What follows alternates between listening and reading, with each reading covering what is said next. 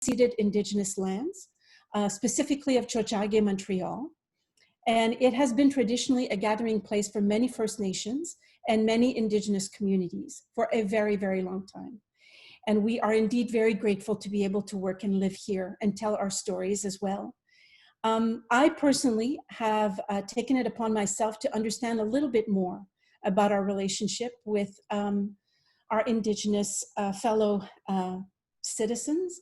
I'm reading right now a book that's called 21 Things You May Not Know About the Indian Act by Bob Joseph. And it's a gripping read, and it's an amazing read in terms of understanding my own history, which of course I was never taught in school. So I would highly recommend that you do something like it. It's certainly helping me appreciate even more about some of the issues that we are facing as a whole in this country. So on that note, moving on. I would like to also start by reading a statement drafted by all of these amazing 6 women to give you a really a better sense of where this is coming from. And I think you'll understand the impetus for this conversation once you've heard this. Students and alumni of the Dawson College Professional Theatre Program, better known as the DOME, have been coming forward about abuses of power, damaging behaviors, and sexual harassment for at least 26 years. These complaints were met with silence, inaction, and in some cases, threats of expulsion. In 2017, spearheaded by Amber Goldfarb, who's with us tonight, 22+ alumni sent complaints and testimonials to Dawson College regarding the misconduct of Winston Sutton, who was a teacher there. These complaints showed a pattern of inappropriate touching, grooming, sexual harassment, psychological manipulation, and abuse of power. Winston Sutton was briefly suspended pending an investigation. No further action was taken, despite the nature and number of allegations. The college reinstated him shortly thereafter, thus putting students in danger once again. The 2 chairwomen of the program stepped down in protest of the college's decision. In July of 2020, Kayleigh Choiniere, who's with us tonight, reignited their fight to be heard, harnessing the mobilizing power of social media. The response was overwhelming. 30+ alumni have come forward, and many publicly. There was proof of sexually explicit emails Winston Sutton sent from a private email account to multiple women, and even sexual relations with a student. After many calls to action to stand with them in protecting underage students and believing survivors, the Montreal professional theatre community rallied behind them. With the support of various news media outlets, ACTRA, the Canadian Actors Equity Association, the Quebec Drama Federation, Imago Theatre, and many other companies and individuals in the industry and beyond, Dawson College could no longer ignore what these women were saying. As of the end of September, Winston Sutton is no longer teaching. While his presence was the immediate threat to the safety of students, and they are relieved that he is no longer able to harm minors and young adults, we need to consider that there is a culture that enabled this and allowed many types of abuses to go on for decades. This must be addressed. Also, the culture of silence in both our training institutions as well as in our industry must end. Theater pedagogy reform is crucial. This panel tonight is the first step in representing what progress looks like. So welcome everyone tonight. And I'm now going to turn to our incredible panelists and ask them to introduce themselves. And I think, Amber, you're kicking us off. Yes, hi, thank you, Micheline, and thank you everyone for joining us. I really appreciate having this platform, we all do. And I just also want to acknowledge for anyone who's with us tonight watching this, if you came forward and you were silenced and you weren't heard, I'm deeply sorry for that. And I acknowledge that this is a privilege to actually be heard, and it's kind of insane to say that, that you know, just to be taken seriously and to be believed is a privilege. But when I think of so many of my peers and so many of my sisters who weren't believed for so long, I need to acknowledge that. So just a little bit about my backstory. I am a graduate of 2007. I went on to study at the Canadian Film Center. Since I graduated, I've worked in film, television, and video games. I also started teaching performance in video games in 2014 and got involved with ACTRA starting in 2016 and served for 2 terms as an alternate on council. I was also co-chair of the Women's Committee for 1 term with Elizabeth Neal from 2017 to 2019. I decided to come forward after hearing from other alumni over the course of the past 13 years that they had experienced similar, I would say, harmful experiences that I had to a range of degrees. But when I graduated, I just thought that I had a difficult experience, and I kind of chalked it off as being normal because it was considered normal in the program, and we were often told that if you weren't tough, that if you weren't cut out for this industry. But with a little bit of time and healing, I started to look back on my experiences and identify certain things that just were unsafe, things that had crossed boundaries. And then I realized it was a pattern. And I've heard from alumni as far back as the mid-90s who tried to come forward and tried to be heard and tried to see some change within the program to make it safer, and they were silenced. So I came forward in 2016. I spoke to one of the co-chairs at the time about my experience, and I explained to her that as a teacher, as a mentor, as a peer to emerging performers in the industry that I was working with on various sets, that I was hearing these stories that they were feeling unsafe and really fearful following their experiences at Dawson, that I felt I had a responsibility to say something at that point beyond my own experience, but just for the safety of emerging performers and minors in school. And I was assured that these issues had been addressed, and that specifically Winston Sutton's behavior had improved, and that he'd really softened over the years, and that I didn't have to really worry about it. So I let it go, and then I was working on a film set with a few recent grads that had just graduated the year prior, and they were telling me horror stories. So I realized, okay, he hasn't changed. So then I went forward to the dean, to Andrea Cole. She's the dean of the Creative and Applied Arts. I shared my story with her, and several months went by. I sent her some follow-up emails. It didn't seem like anything was really coming of it.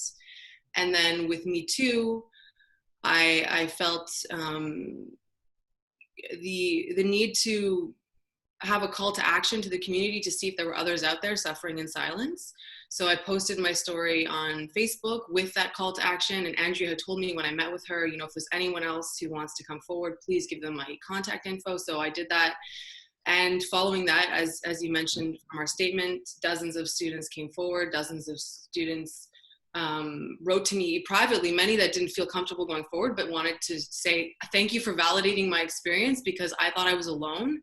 And I just thought that I was being overly sensitive. And I realize now that I experienced a lot of things that were unnecessary, that didn't actually help me. So my first step to this was like, okay, we need to stop this from happening. But then I realized that beyond that, there's also a lot of healing that needs to happen. So I feel like there's 2 parts to this. It's like seeing change and allowing space for people to heal, and just to validate that those experiences weren't okay. And, from studying at the CFC, I got to see what a positive learning environment looked like. And from working with wonderful directors and seeing, what it is to feel like I'm respected, to feel like my sense of individuality and what I bring to a role is valued, feeling like there's consent and that there's language around being able to advocate for myself or for someone else if we don't feel comfortable with the content. I just feel like the program, this behavior, and again, I want to say it's not just about Winston, it's a culture within the Dome, but also a culture within theater schools and training institutions across the board. The amount of people that have said to me following what I shared, that they had the same experience in theater school. And I'm talking schools across Canada. It's not an isolated incident. I really want that to come through. And that's why we wanted to use this platform to extend this conversation to see long-lasting change. So with that, I'd like to hear from the other panelists because I'm blabbing on too long. I'm Gabriela. I'm worn many hats in theater, but I would consider myself a stage manager and administrator primarily. I work at the Siegel Center for the Performing Arts right now. I've worked at a bunch of different companies around the city. I graduated from Dawson in 2010, and it took a long time to sort of deconstruct the experiences that I'd had at Dawson. One of the things that I think we all do as Domies is sit around and tell crazy stories about things that have happened with professors during our time there. And as I got older and as I acquired more experience, those stories got less and less funny and more and more scary. So in 2017, when I saw Amber's post, I really felt compelled to speak because I had enough distance at that point to see the lasting effects of what that education did to me and to many of the people that I've kept in my life from the program. And yeah, it was really, I felt compelled to speak because it was important to me to do everything I could as a member of the theater community and as a human being to make sure that this didn't happen to current and future students. Hi, my name's Grace. I'm an actor, director, producer, writer. I'm Toronto based, but I always love, love, love when projects bring me back to my hometown of Montreal. For me, I really want to give a more full answer about my why than what I gave in the media, which was more truncated, just because there might be some people listening tonight that are in the same boat as I was and I'm still am to a certain extent. So I first came forward this past August, and the reasons why I didn't come forward in 2017 when everything was coming to light the first time are twofold. Firstly, and this is, you know, the very true answer that I was giving to the reporters, that I was still struggling with not being able to reckon with how, because I was given tools by Winston that I still call on today in my work, and because I do feel like I was impacted as an actor, even though his methods at the time I did see as, for lack of a better term, uncouth, I guess, I felt that I had no right to call what I experienced abuse. But now, since becoming a more mature adult and having more, I guess, hindsight, I now see that that's wrong.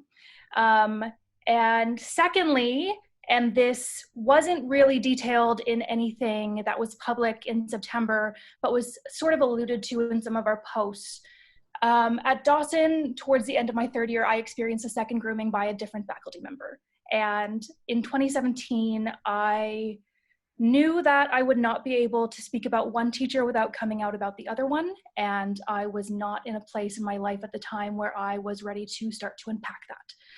So fast forward to this summer, an event happened that caused a seismic shift in me. And I went to a therapist for the very first time, where I begin to unpack that other grooming and start to look at it and change the narrative and stop blaming myself for it and learn how to talk to others about it, and started to finally tell friends.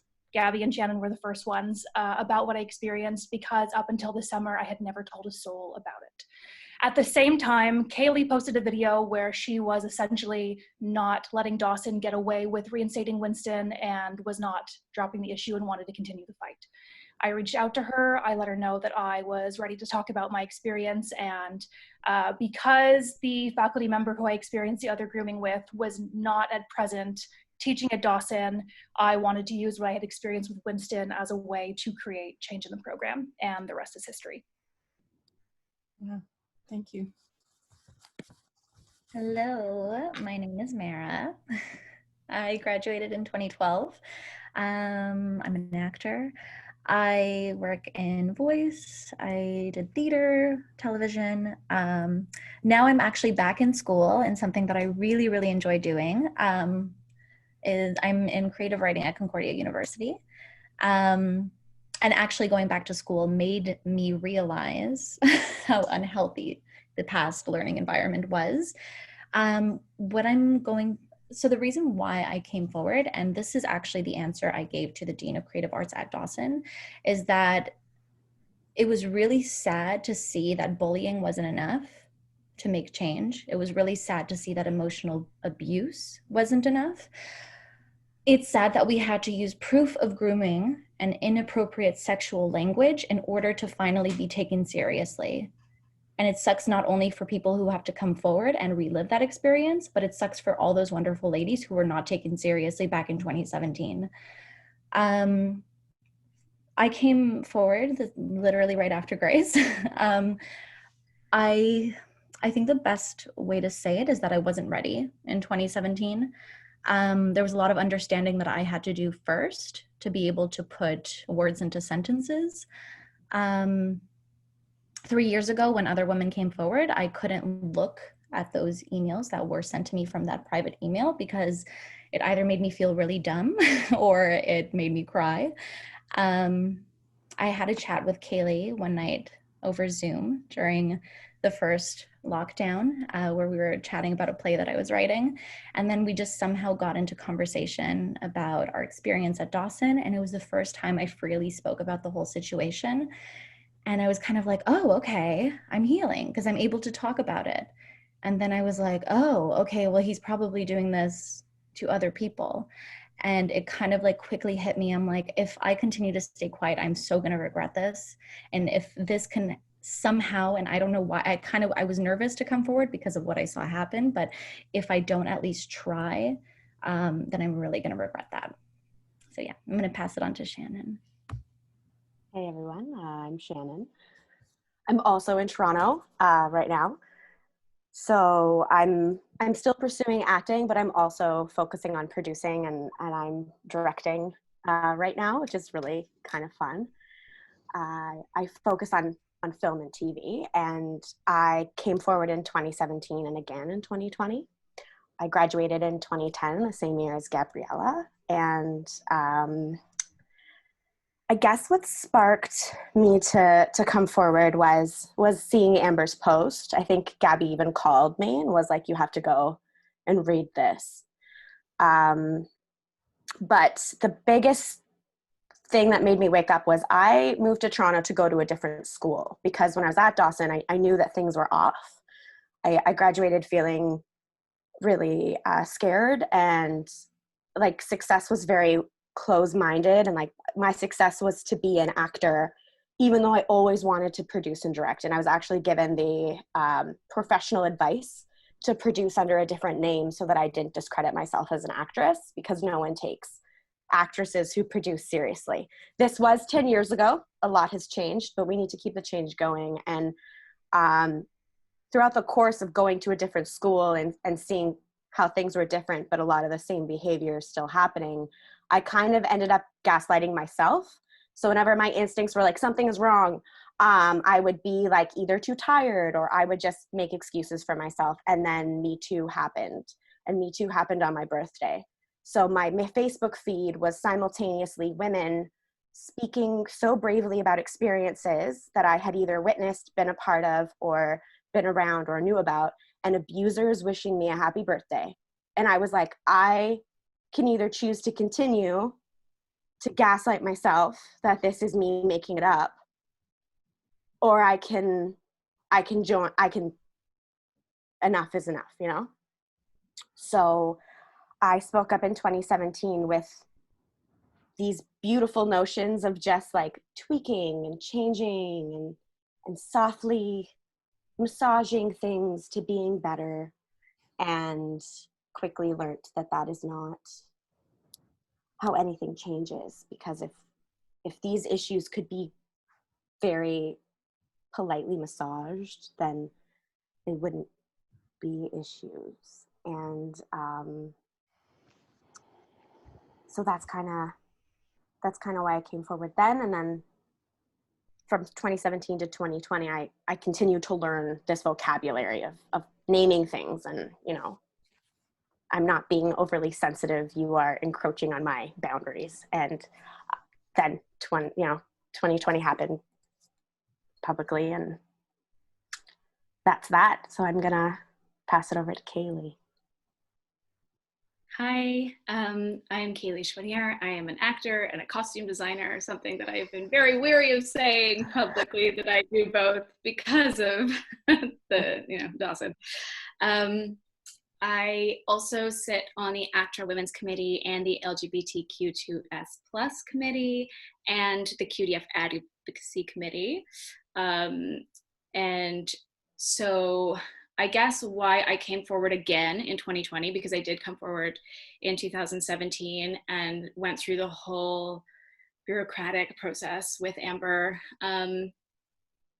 There are a couple of reasons. One, I had the time because of lockdown and coronavirus, and it was something that I had always been sitting on, and I was so upset that they did not listen the first time. I was just waiting to have the time to make it a full-time job. I also spoke with Mara at the beginning of lockdown, and I knew that she was ready to come forward with it, and I wanted to set it up so that when she talked about it, it would not be able to be brushed under the rug. Like, I just wanted to get as loud as possible so that people could hear and see the proof that they decided they needed to take us seriously.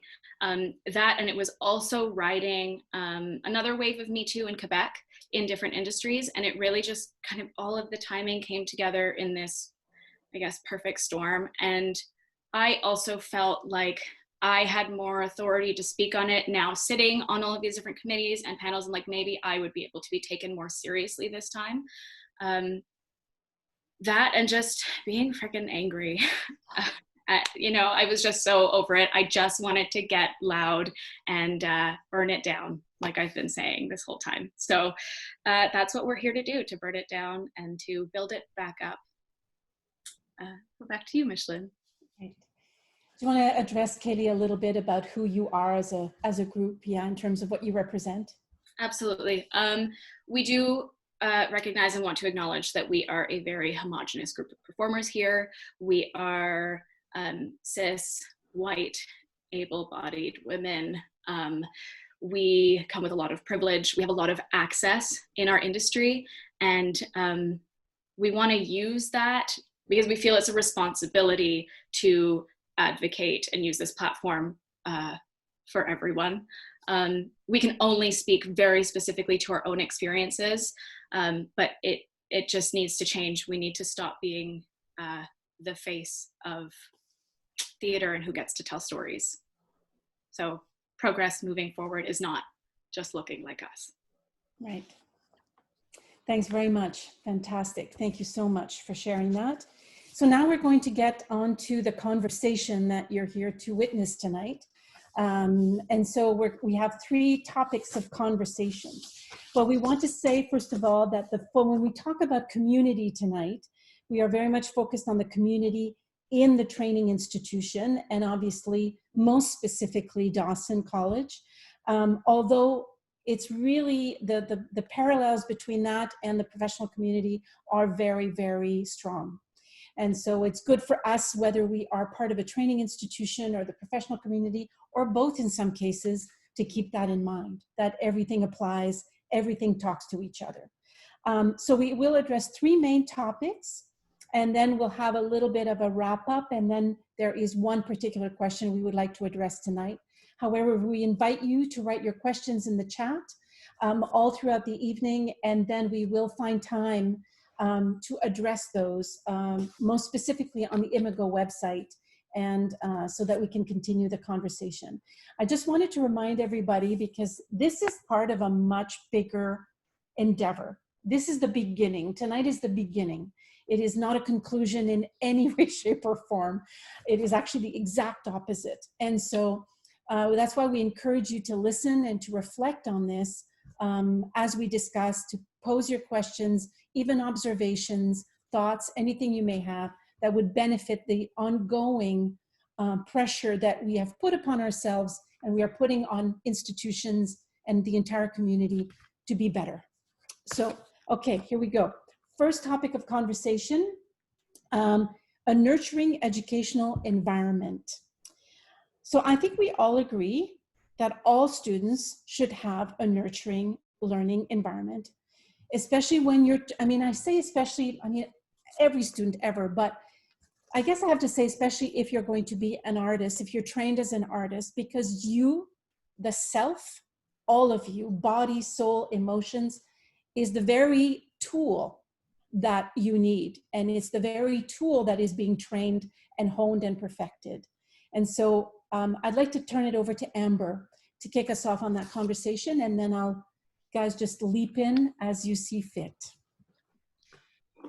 So I was thinking back on when I started at Dawson, my first year. I remember I went to high school at FACE, which is a creative arts school, and I had a very positive, supportive experience there. So when I started at Dawson, I was just really excited and I felt really free and creative. And in first year, you know, we weren't competing for roles, we weren't being cast in shows, and there was this real supportive atmosphere in the class that was just so much fun. And like that year was gold. But second year, there started being like this competitive thing that was introduced. And I felt like it was largely introduced in our acting classes, actually.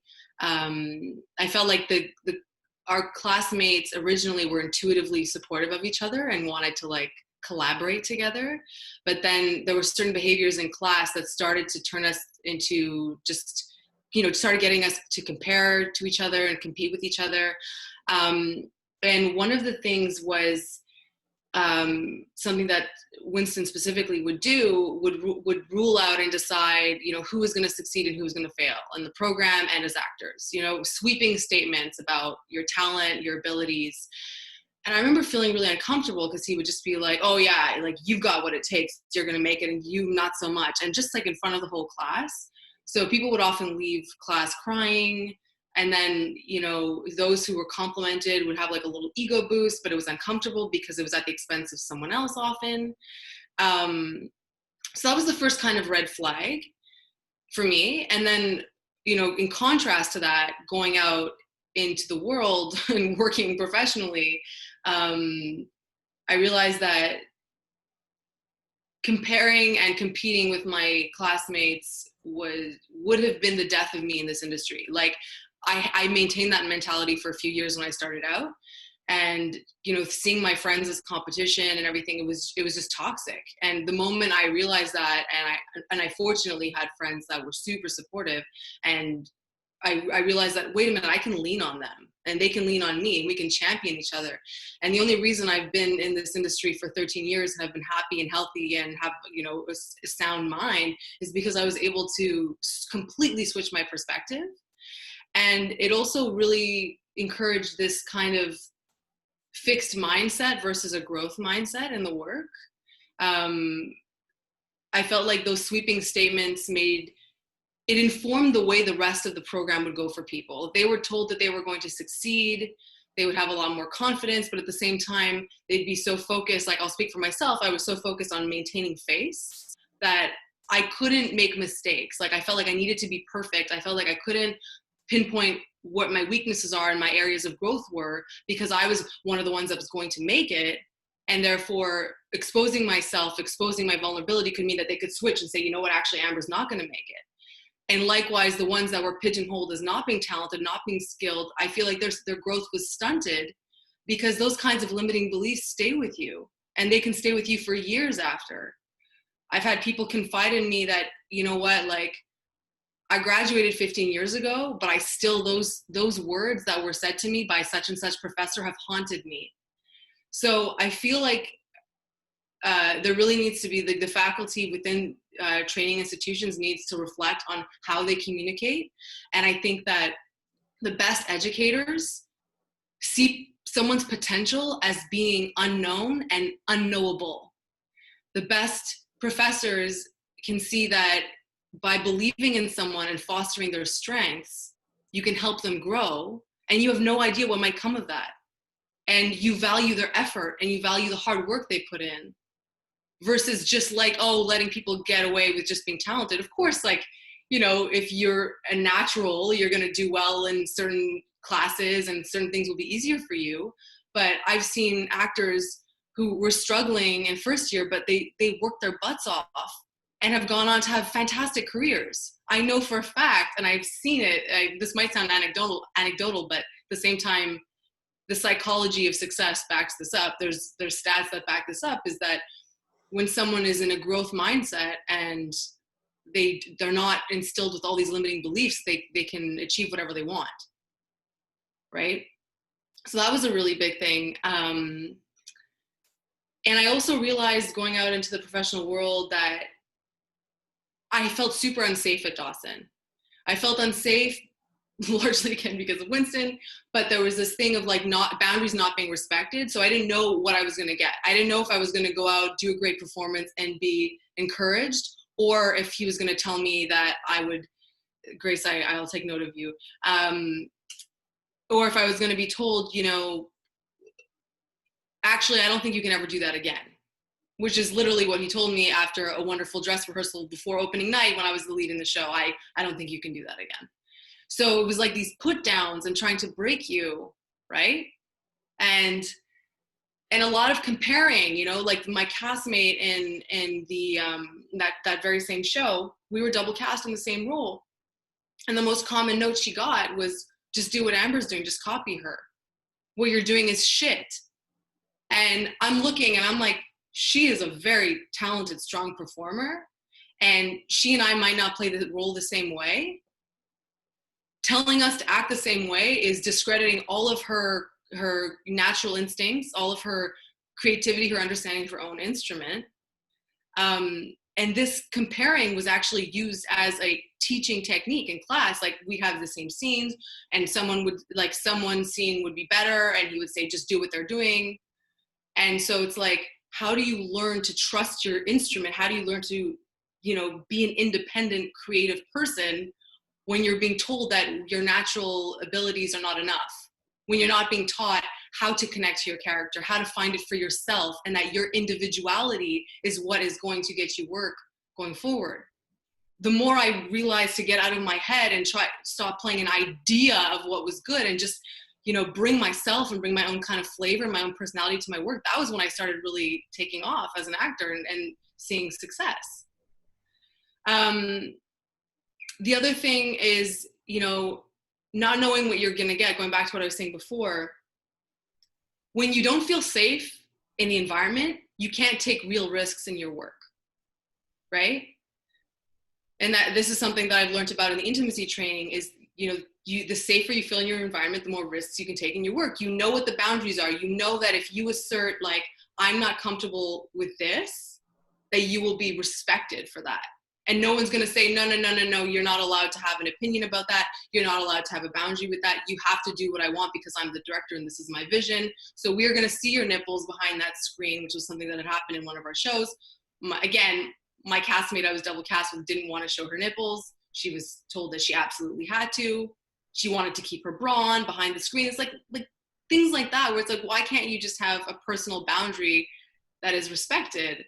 And if we didn't do exactly, we were like, you're being graded and you have to please each professor. So if you're not following that, then you fail. And if you fail your acting classes, you get kicked out of the program. So you get really good at pleasing people, but not very good at trusting yourself and not very good at being, you know, an individual with your own flavor and your own ideas.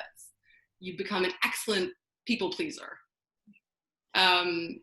And the last thing I want to say with that, I know I'm going on and on, but the language we were taught is very much like the yes and of the improv world, right? You always say yes and you build on that. However, what I would like to add to the vocabulary, and again, this is from the intimacy training, is no but. I'm not comfortable with that, but I can propose this instead, and I'm still fulfilling that creative beat. I'm still advancing the story. The narrative is moving forward with the same intent, but I am respecting my personal boundaries. and I will feel safer, and I will, within that safety, I can go deeper into the work and I can lean into the work. Thank you. Great. And Grace, please. So we had Gabriela, Shannon, or Shannon, kick us off, then Gabriela, then Grace. Oh, and I just wanted to say, like, one of the things that I think was part of my own drinking the Kool-Aid, for lack of a better term, was that personal boundaries instantly equaled I'm a closed off artist. If I'm not okay with this, it means they're like, okay.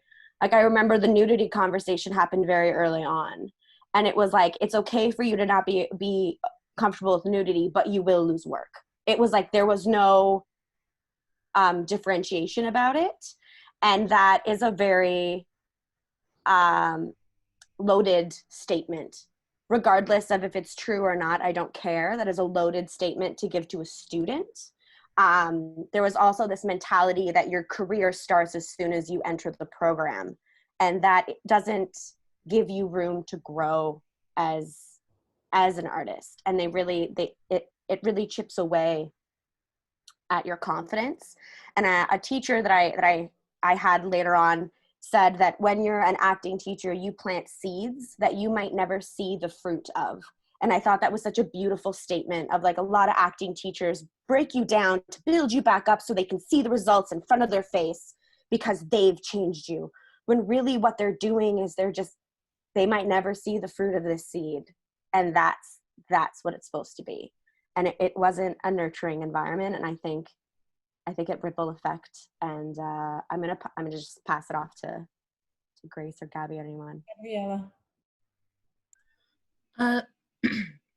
So yes, like, to everything that's been said, I definitely saw my friends get pitted in front of each other from day one in acting classes specifically, especially if they were the same type. I remember being thankful that I wasn't the same type as my friends, because it meant that we weren't going to be pitted against each other in class. As much as I was aware of that, like, it was normal. Nobody was saying anything about it. And the moment when I personally really realized, the moment where I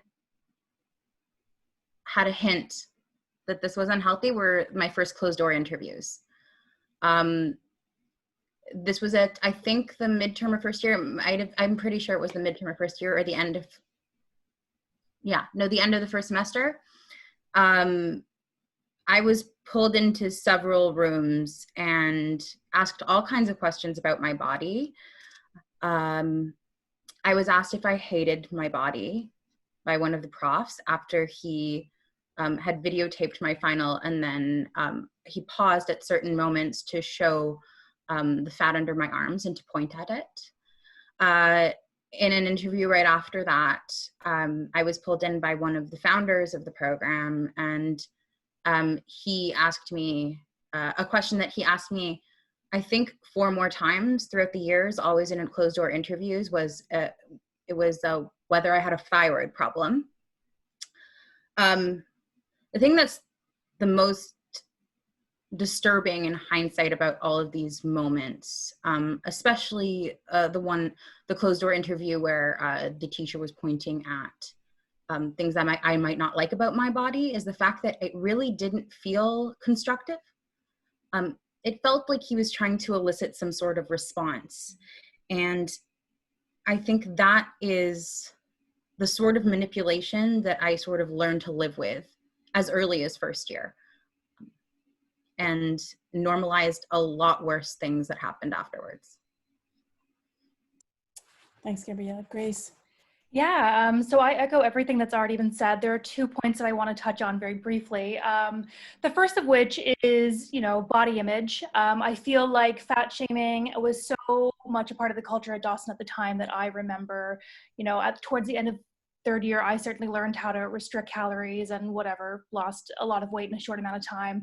I remember standing in the hall having a conversation with a classmate, and a teacher just walked by and out of the blue, unprompted, made a comment about how much weight I had lost and patted their stomach, and how that kind of triggered me of, oh, I guess I needed to lose weight or something.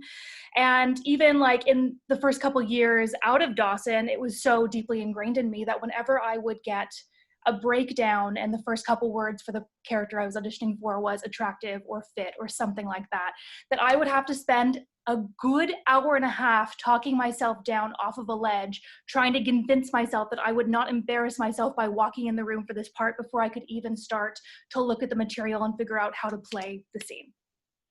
And then the other thing that was said that I want to touch on was a shift in perspective of competition.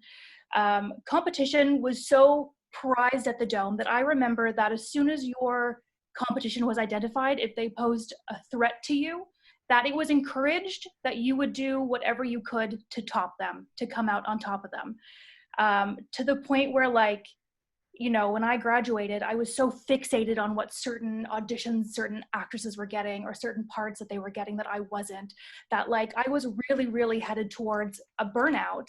And it wasn't until I got to Toronto and I met a wonderful, wonderful mentor, Ellie Ray Hennessy. She's an animation actress, film actress who I just adore. She's like a mom to me.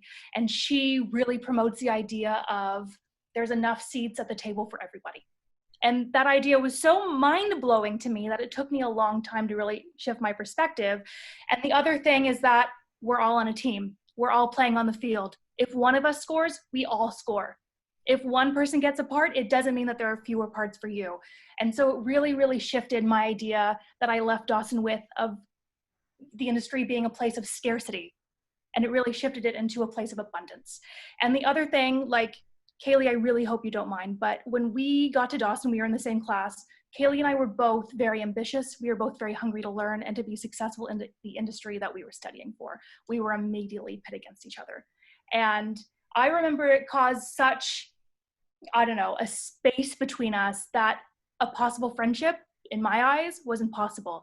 And now being an adult and having more perspective, like, I have always sort of felt like if we had been friends together, we would have been unstoppable. And I always mourn the loss of years we could have had as friends.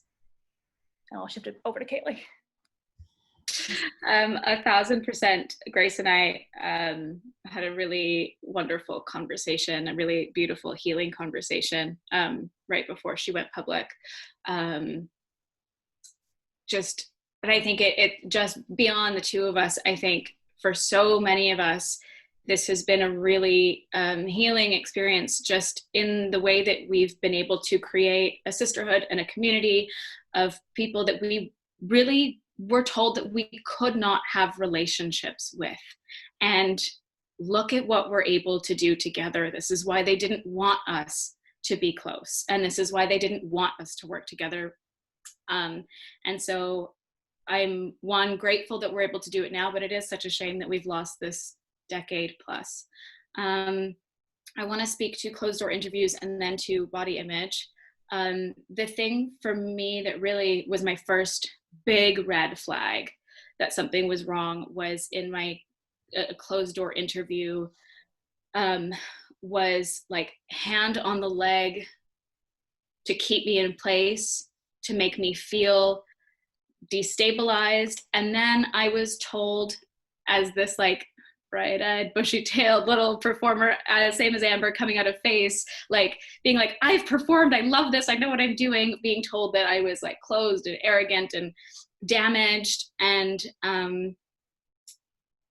that I would have to sort of violently become vulnerable, and all of those things sat so horribly with me. And I remember looking down at this teacher's hand on my leg and thinking, I have been told to say no when I am uncomfortable. I have been told to stand up for myself my whole life. Why am I not doing this now? This must be what acting is. This is what it is to be an actor. And just like at that moment, that's where I saw my boundaries crumble. And then that teacher went through my past relationships to try to insert where abuse could have happened. And that's when I sort of lost sense of reality, because he was implanting experiences that didn't happen. And then saying that I had to accept them in order to be vulnerable, in order to be a good actor. And yeah, that started when I was 17. So that's, I just really wanted to get to the nitty gritty of that for a second, to just be like, this is not okay. And then I want to anecdotally say that Mara and I have gone back and looked at the photos of us and Grace, because the three of us were in the same year. And by third year, all three of us lived about an hour away in Laval, and both Grace and I in the West Island. We looked like we were on our deathbeds. We were underweight, pale, had dark circles under our eyes, never slept, never ate. And it was never enough. None of us were ever thin enough. And I know that Mara can also then further speak to that, like on what she was told. But it was just such control over our sleep, our bodies, our schedules. And when Amber was speaking about like creating a nurturing experience and giving us productive direction as actors, they never did that. They broke us down as people. They took us as kids and attacked our personalities. They attacked our life experiences, and they never taught us how to bring what's wonderful about us to a character and how to become an artist and nurture that artist. They told us that we were wrong and we were bad and we had to be what they wanted. And these were all the things that were wrong about us personally. And one exercise that I want to point out that I hope that they abolish forever and ever is when you have to stand in front of the class and everyone has to say what your typecast is, but it's by third year when everybody is pitted against each other and it's just a time to tear each other apart, because that was like hell. And I hope any faculty from Dawson listening right now that you never ever put another student through that again. I'll pass it on to whoever's next. Gabriela and then Mara, thank you, and then Shannon. And then we'll have to think about moving in maybe into curriculum a little bit, but anyway, Gabrielle, please. Yeah, I realized I was going on a path earlier and then I diverted from that path. So the reason that particularly I wanted to talk about manipulation is because like I want to give some context to the fact that this is not private. Like the sort of stuff that we were hearing about our bodies and about other students was very much out in public. It wasn't just in closed door interviews. A really good story about that Shannon can attest to as well is when we were in our second studio production, which was a very heavy drama, the other class in second year was doing a comedy. That was a very fun, very good script. And we had our opening night before them about a week before. The director of the show, Winston Sutton, ironically enough, after the opening night, invited all of the students in the other class to critique us and give the harshest critiques that they possibly could, be as honest as possible, he said. And then in the class right after that, he read those critiques to us and gave and added names to the quotations so that we knew specifically who had said what about us right before our next performance. On the same production, when Kayleigh's talking about breaking down who we actually are, I definitely could be described as like a keener or like somebody who's like very, very into doing well at school. I always was. So when I was in rehearsal for that show, I was given the opportunity to do an interview for a job at the education department at the Stratford Festival, which at the time was the absolute height for me. It's all that I wanted was to work there. So I went to my director, and as it says in this professional theater handbook that we all get on the first day of orientation, I gave 2 weeks notice and I asked to be able to leave on a Sunday and miss 1 day of rehearsal so that I could go do this job interview, essentially driving there and back in 24 hours so that I could be back on time for school on Monday because keener. He gave me permission and I went and did the interview. I showed up on Monday completely exhausted, but ready to work. And class informed me that at the rehearsal the day before, my director had spent the first 30 minutes to hour of the class talking about my lack of dedication, my lack of care for the work of my fellow students, and so on and so forth. So obviously I went to the office because I thought there must be some sort of misunderstanding. And he very blatantly told me that it had been a test and I had failed. It really freaked me out just as a person who ultimately has always wanted to please in general, especially her teachers. And it really, like, it just felt like there was no right answer. I had gone through the procedure. I had done everything the way I was supposed to, and somehow I'd still failed spectacularly. And Dawson was very much a series of that cycle repeating itself for me. Thanks, Gabriela. Yeah, Shannon, can you hold it for a sec, or do you want to, Mara? I know that you raised your yes, sorry about that. So basically what I wanted to say is that there's like an ongoing theme with all of this, and really it comes down to the importance of language, how you speak to someone. And another thing that is so important to remind us of is the fact that we're all 17. We're 17, 18 years old. We think we're adults, but we're very much not adults at that age.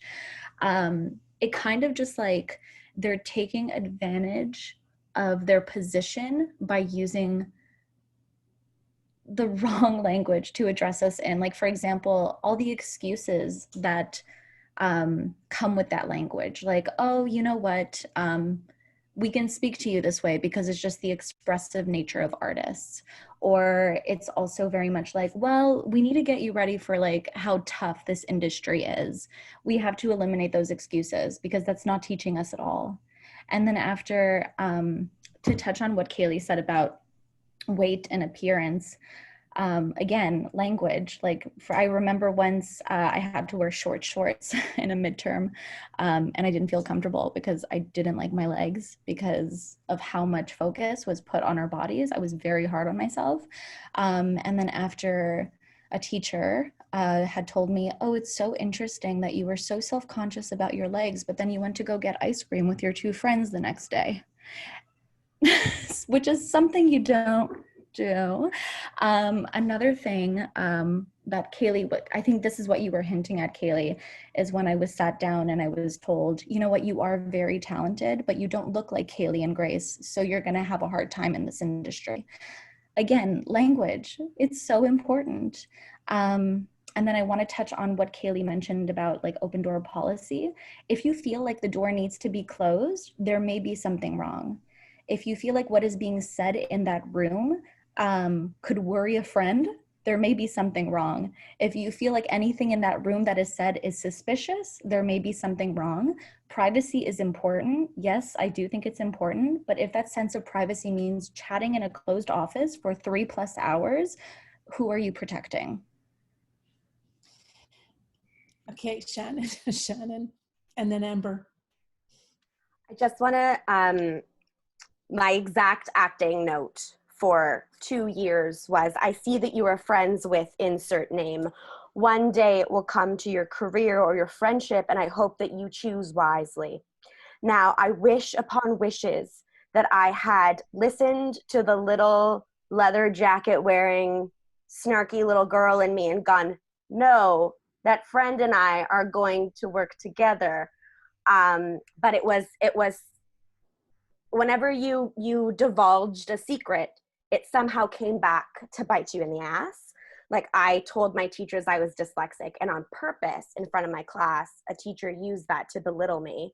And when I couldn't read this piece of text, he said, well, the industry isn't going to make excuses for you being dyslexic.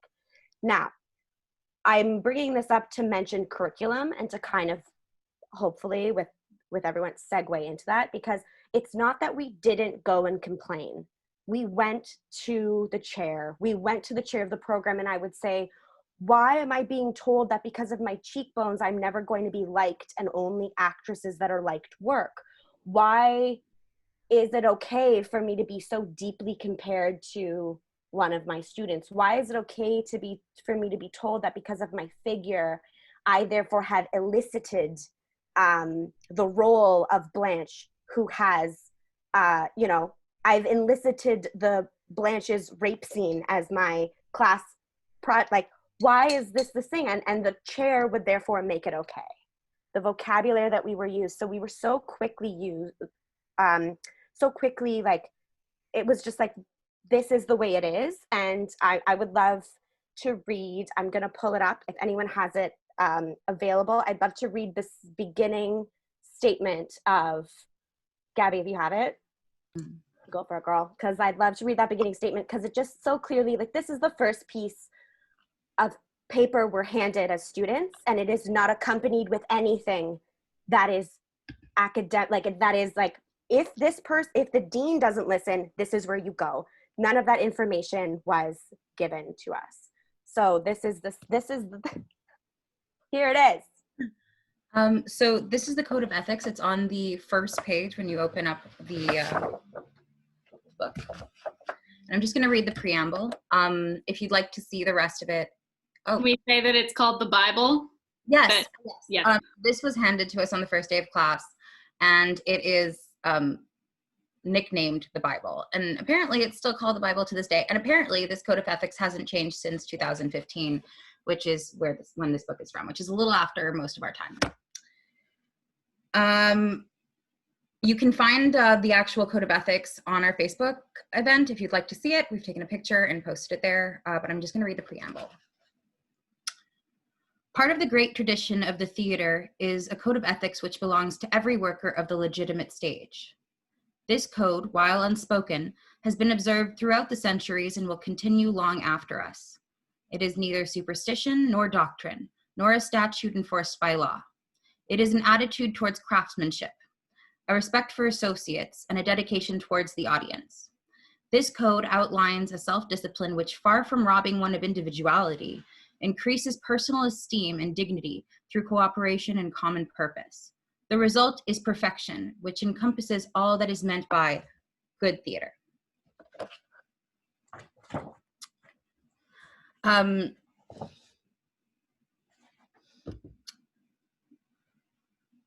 thing that I find coercive about this statement, and excuse me, I'm going to go into my literature student perspective now, is the fact that it's a statement that tells you what it's doing and doesn't allow you to interpret, which is very much a metaphor for the rest of the program. This code outlines a self-discipline which, far from robbing one of individuality, increases personal esteem and dignity through cooperation and common purpose. It doesn't try to not rob one of individuality. It does not. And the rest of this is written very similarly. Now, I want you to imagine that you are somebody, this panel, and maybe you've read some of our stories, maybe you've just tuned in for this, and I want to know how you would interpret code of ethics like this. I will play every performance to the best of my ability, regardless of how small my role or how large my personal problems. I will not allow comments of friends, relatives, or critics to change any phase of my work without proper authorization. I will not alter lines, business, lights, properties, settings, costumes, or any phase of production without consultation with permission from the director.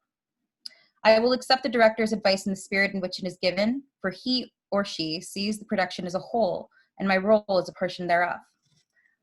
I will be patient and avoid temperamental outbursts, for they create tension and serve no useful purpose. I will never blame my coworkers for my own failure. I will never engage in caustic criticism against another artist's work from jealousy or an urge to increase my own prestige. I will inspire the public to respect me and my craft through graciousness in accepting both praise and constructive criticism. I will never lose my enthusiasm for the theater because of disappointments or failure, for they are the lessons by which I learn.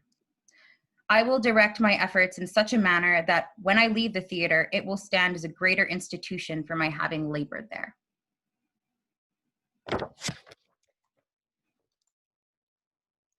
I will say someone in the chat just said this is the language of a cult, and I know that that was a talking point.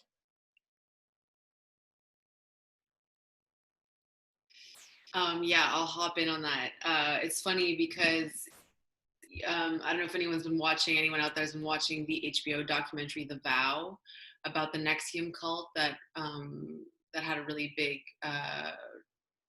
headquarters not headquarters, but had a very large following in Vancouver, so it's very prevalent in Canada. But I have worked with a slew of actors from various theater schools who have all told me that watching that documentary reminded them of theater school. And I do feel a lot of parallels, and I do hear a lot of parallels just in listening to that. Yeah, we were this isolated insular group that had to follow this doctrine, and that doctrine, just in the language, doesn't leave room for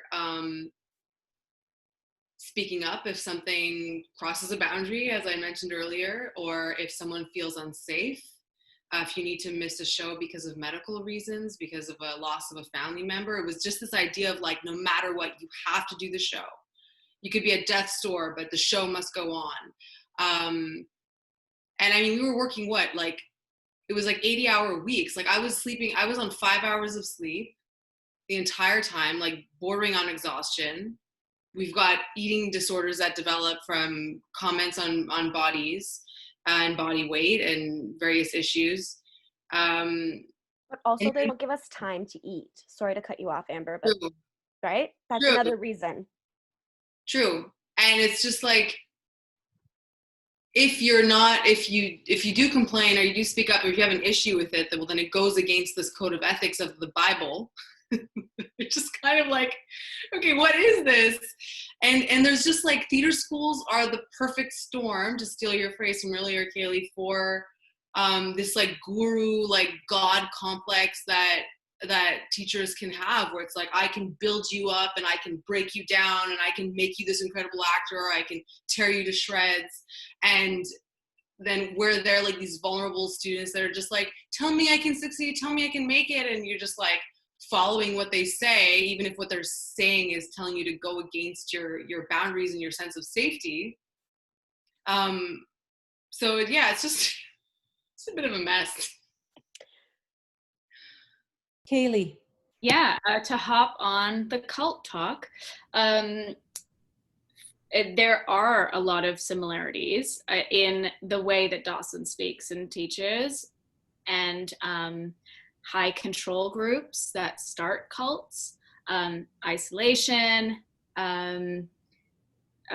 severe like exhaustion, controlling your body, breaking down your boundaries.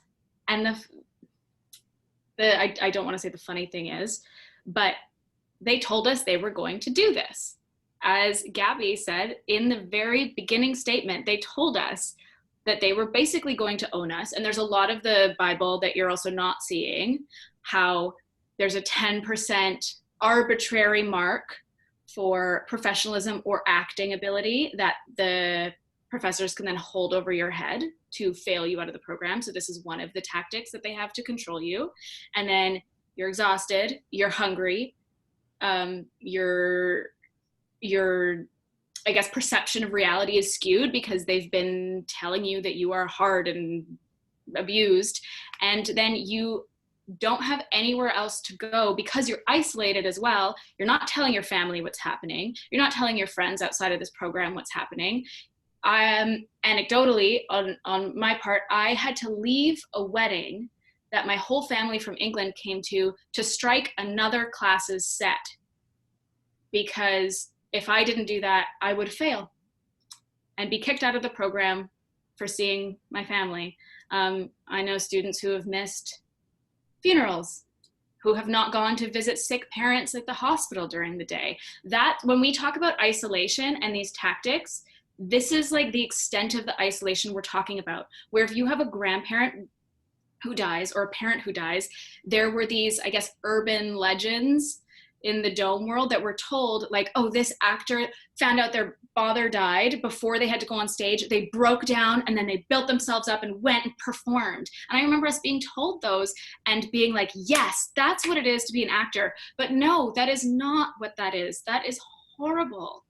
And we were just told to glorify that. And I'm rambling now, but I want to bring it around to, we were only told how to not have boundaries and how to please.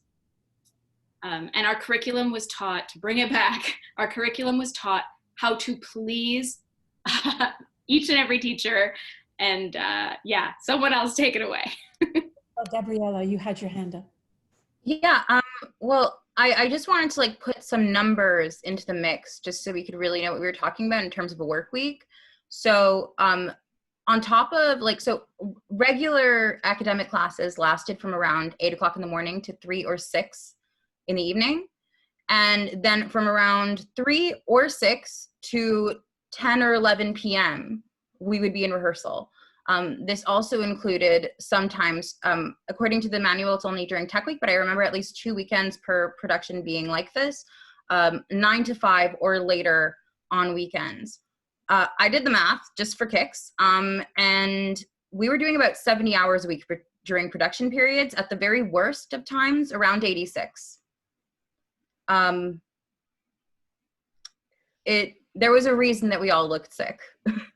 There was a very, very good reason. I also just saw something in the chat and that I wanted to mention, because it's one of the parts of the code of ethics that I didn't mention, but it lends itself to the body shaming conversation that we were having earlier. There's also a line in the handbook that reads, "Good health and physical fitness are of the utmost importance in the acting profession. The department, therefore, may request the withdrawal of any student whose health is considered inadequate." And that was very much the attitude and the reason that people would give to make those kinds of comments. Ableism is rampant in this program.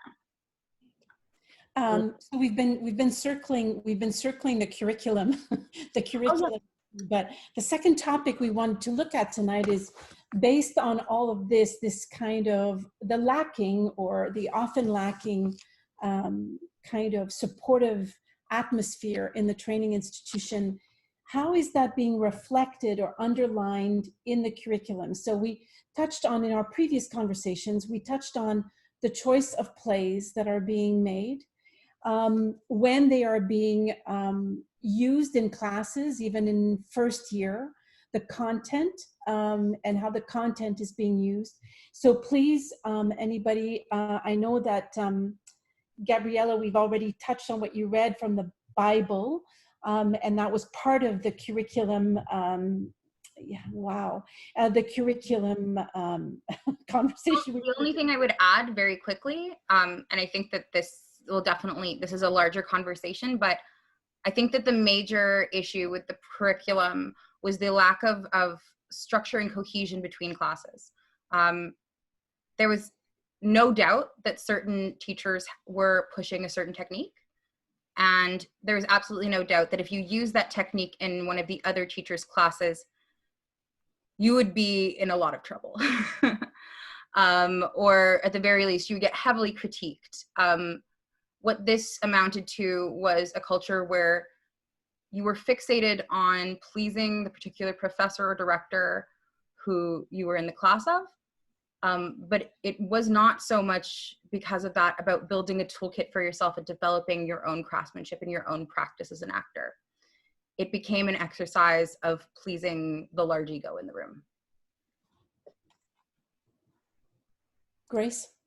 Yeah, just on that, I was mentioning this earlier before we started this webinar, but there was such an importance placed on neutralization of body, of voice, with the idea of when you learn what neutral is, you can add on top of it, fair.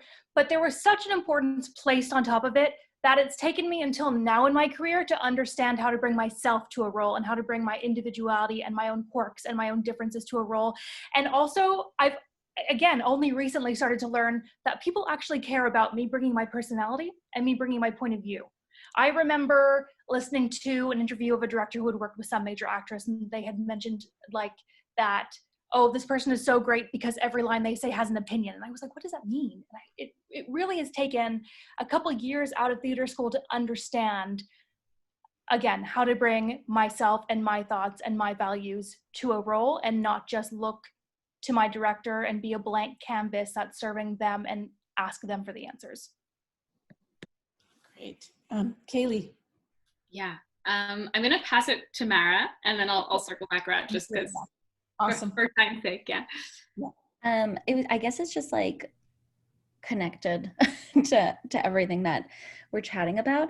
But yes, I remember actually one teacher, we were doing a final for movement, and we were all very stressed out about it. And I remember her telling us, what is going on? Like, just stop trying to make me happy. Just do your best work. And I remember us all being like, oh yeah, like that's why we're here. But we're so busy being taught so many different things from so many different people. It's hard to remember that. And also we're kids. Like, I feel like I always have to remind us of this. We were kids. And kind of what you had mentioned, Micheline, like we spent 3 years playing roles that we didn't understand because we were kids. Like I remember our first studio, we're 17 years old and we're playing roles that are 40 plus. That's kind of like, we weren't set up for success in that way.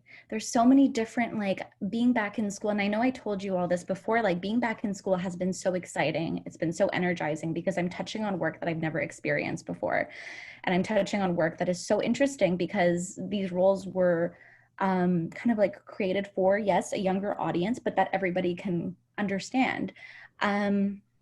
I would say yes, like let's keep studying classics. Classics are so important. They're a part of history. Let's teach them in history class. But what would have been so exciting was to be able to perform work from a local artist, like a local playwright. I would have loved to do that. Or I just like, schools really get caught up in routine and what they're used to doing. Routine is great, like it's very comfortable, but the industry is constantly changing. And just like the industry, we need to challenge schools to be up to date as well, I find. Yes, that's the perfect segue. Schools definitely need to be challenged to stay ahead of our industry. And in our industry, we are, I think there's a huge push in the past couple of years to be way more inclusive and questioning who gets to tell stories, who gets to be an actor.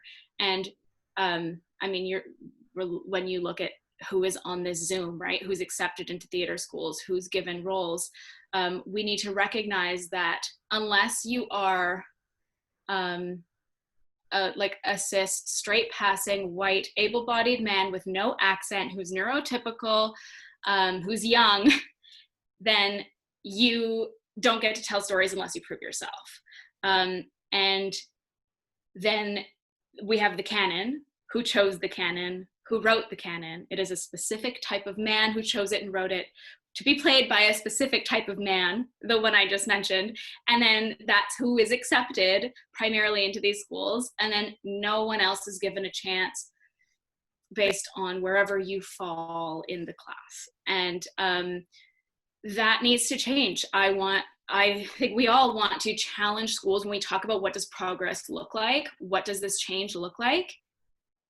It looks like dismantling that and changing that and questioning who is an actor, who gets to tell stories, and what kinds of stories are told. Like, I am sick of hearing about these specific men. That's it. I know we all are. Everyone is. The world is, and the world is screaming about it. That's one of the reasons why we're here.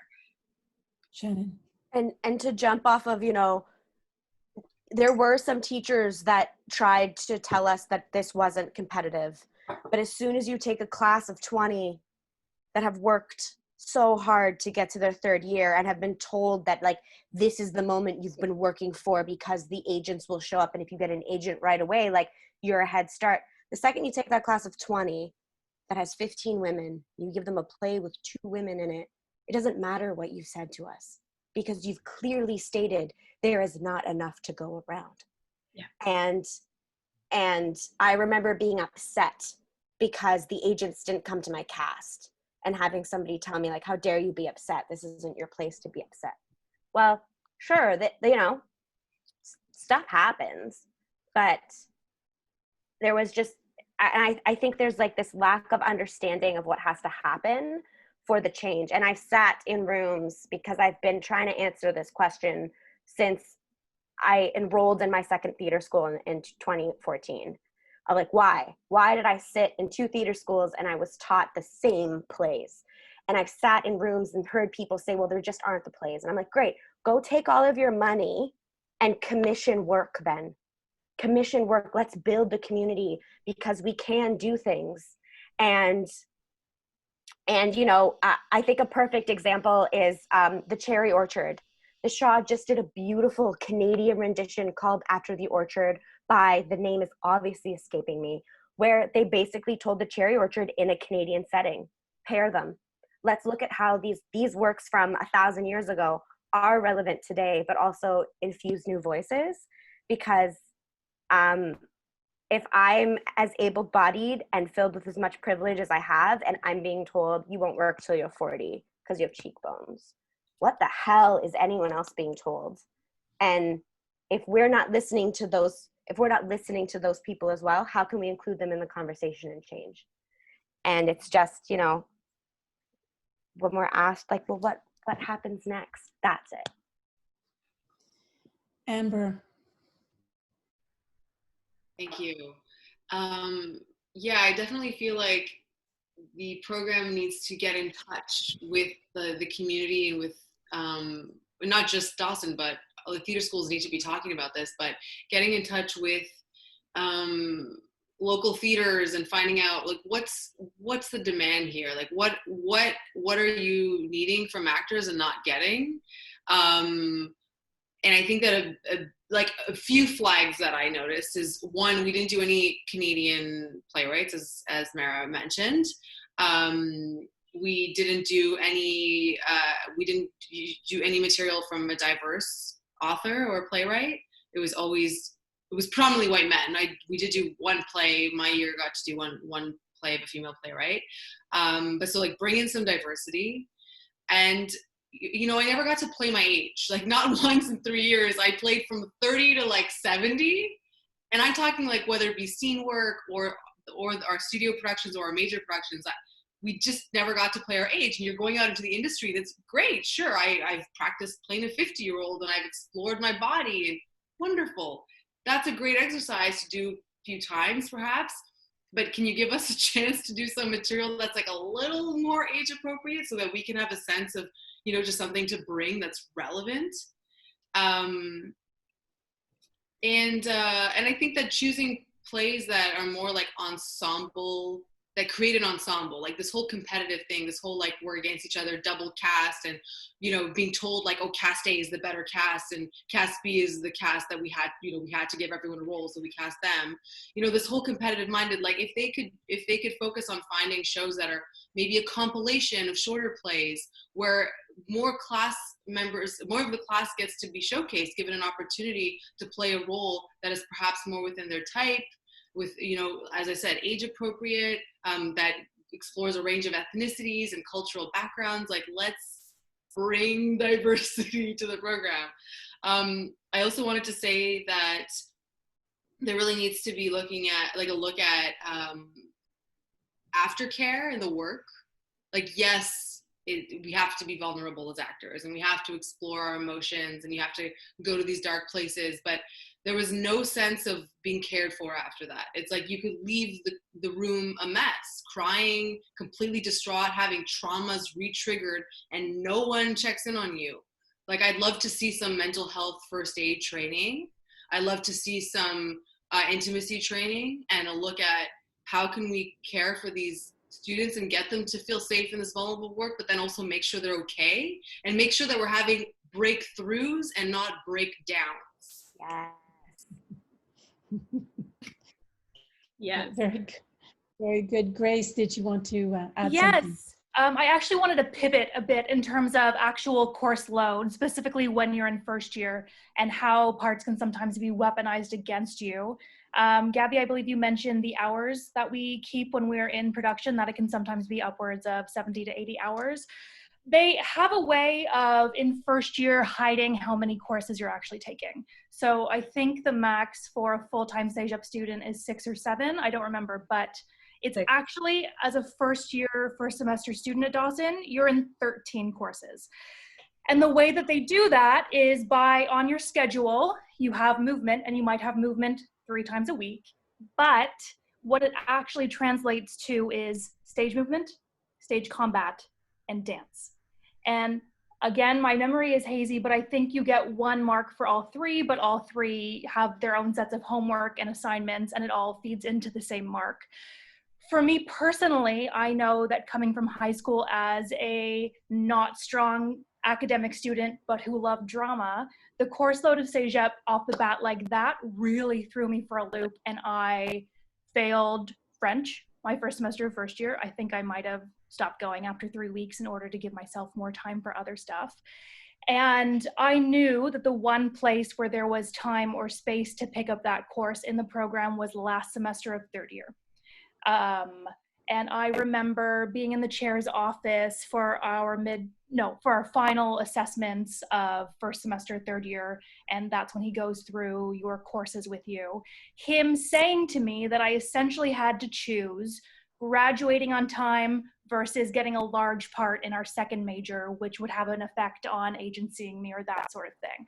So I was told that if I picked up a French, I would be missing the first hour of rehearsals 2 times a week, and that would likely result in the director not wanting to give me a large part. Well, I of course chose not picking up that course and wanting the large part because I was so fixated on, you know, I guess there was a part I really wanted in the show, but also setting myself up for success outside of school. And then I tried to go back and get that course the semester after graduating. I didn't because I was so distracted with auditions and wanting to do well that I was just like, well, F this. And I still don't have my deck to this day. Kayleigh and then Shannon, yes. You don't need it. I just wanted to hop back on what Amber was saying before is we're paying to be there. We were paying for this education. So when they say, hello, cast of 30 people, there are 5 men and 15 women, we're going to pick a play that has 2 female characters. No, like that's just so wrong fundamentally. Like, I don't know why this was ever questioned. So much of this just seems so logical, and yet it's so backwards. Like, why do they not pick plays or pieces to cater to our strengths, to cater to the classes, to get us to get agents and to get work after school, right? Are they not trying to create like a legacy, a dome legacy? Are they not trying to be like, look at who our alumni are? Why? It's like they try to set us up with failure. Like I don't really have a point with it other than like, that doesn't make sense, Dawson College. Like, rethink that. Again, I hope people are watching from the faculty or post-faculty. Like, this doesn't make sense. Take it away. Yeah. I would love if I could get one thing from Dawson College, it would be the statistics of how many people graduated the Dome but did not graduate Dawson College. Because in my group of friends alone, the statistic is 50-50.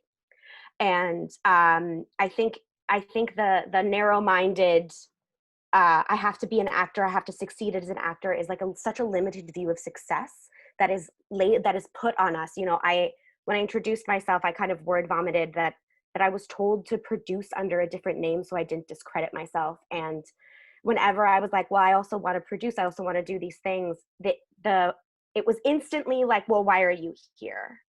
Leave then. And the grads that they bring back to speak to us are also the chosen ones, right? And they are the successful ones. So they come back and they perpetuate how everything that they learned and everything they sacrificed and all these long hours and not showing up for birthday parties and not doing all of this stuff has benefited them and they have succeeded in some way. And I really wish that the narrative wasn't look to the person to your left, look to the person to your right, only one of you will be an actor if you're lucky. And it was look to the person to your left, look to the person on your right, maybe only one of you will end up acting, but you all will end up happy. You all will take these skills that we are teaching you right now of interpersonal relationships and diving into text and public speaking and self-confidence, and you can translate them to so many other things. And, you know, I think there was a viral video recently of Cardi B's advice to anyone who wants to be an artist. And it was, I don't care what you want to be as an artist, make sure that you take a business class. And by the chair making our schedule, because they got priority access to the classes that strategically fit. But by them taking away our autonomy to create our own schedules, I took geology when there's a beautiful film program literally a wing away from me. And I think that that needs to be looked at, and to come back to actionables and what can be done. You know, these are all things that I told the college when I spoke up in 2017, because my grievances weren't exactly with Winston-Salem. They were with other things, and this was one of them, you know. And the fact that we're also called back way before school is called back. For us to do the middle, you know, the first day of school is January 2nd. And they say, because we're giving you the privilege of having a day of hangover after New Year's. So anyone who has family vacations or any of that stuff, they're shot to shit for 3 years. And you're dragged back into school to work day in and day out until the school opens 3 weeks later. And these are all things that we aren't asked. We aren't told when we enter the program. Our parents are not told. I remember my mom being like, why are you in school all the time? What's happening? I lived an hour away, so I often felt homeless because I was like, I don't have time to go home and come back and eat. I have to choose between the three. And like, I'm not gonna lie, that that lifestyle followed me outside of school. Like, I definitely waitressed and then woke up early to do 10 hours on set and then like whatever. So in a way, like, great, I built up stamina, but where is the work-life balance? And I know that we're only speaking to the community of theater schools, but I feel like that is something that kind of spreads out into our industry. It's this work-life balance, because if you say no, sorry. I think that, and we have to move to our next topic because we're basically at 9 o'clock. But I think it can segue in, because the difference between what you're talking about, Shannon, is choice, right? And so I think ultimately I can choose to work very hard, which I enjoy to do. I can choose to screw up my work-life balance if I choose to. But I think what you're hinting at is the fact that you had no power, you felt you had no say over that balance. And I think that's the subtlety we have to remember all the time, which is not so subtle, but this imposition as opposed to a choice. And Grace, I know we wanted to talk a little bit briefly before we can, you know, give out our exiting statements and a call to action. Grace, if you can kick us off on this idea of abuse of power and a lot of terms that you've touched on already about grooming and gaslighting, like all those things. Please kick us off. Yes. So we felt it was important to give a straight definition of grooming, because we noticed that there was a lack of clarity on the term this fall when we were using it. So I'm going to read it so I get it exactly right. Grooming is the befriending and establishing an emotional connection with a child or young person to lower their inhibitions with the objective of sexual abuse. I'm going to keep this succinct, but I'm going to share a bit of a personal example, just because I would like to illustrate how this was a little bit more widespread than just being isolated in one professor that all of the media was about in the fall. So particularly last semester of third year, I would start to go to a certain teacher's office because I wanted to learn about the real world industry. This person was the person on the faculty who worked the most outside of Dawson, who had a prolonged stint of working in Toronto, which was a place I was very curious to learn about. And through those visits to his office, I felt I formed a strong mentor-mentee relationship with the person, and potentially a strong friendship that would benefit me outside of the walls of the Dome.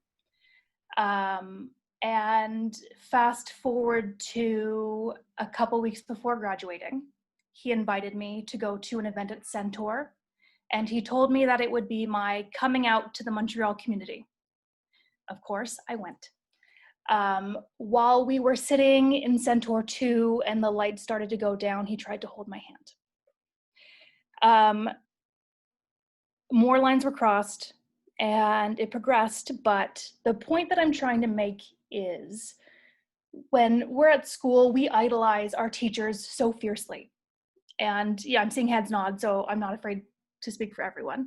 And all we want as students, especially when we are weeks away from graduating and leaving the supposed protected walls of the dome, is to be told that we're good and to be told that we have a potential for a future in the industry that we have spent the last 3 years studying for.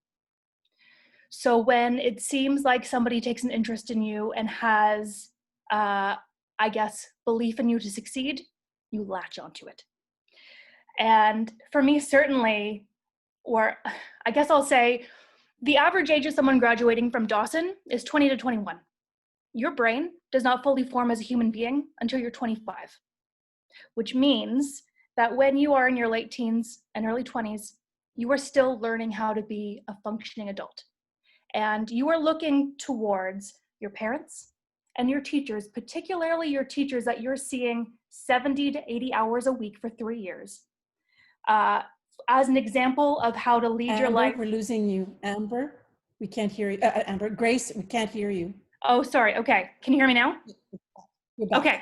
So your parents and your teachers, particularly your teachers that you spend 70 to 80 hours a week with, as an example of how to lead your life in right and wrong, I suppose.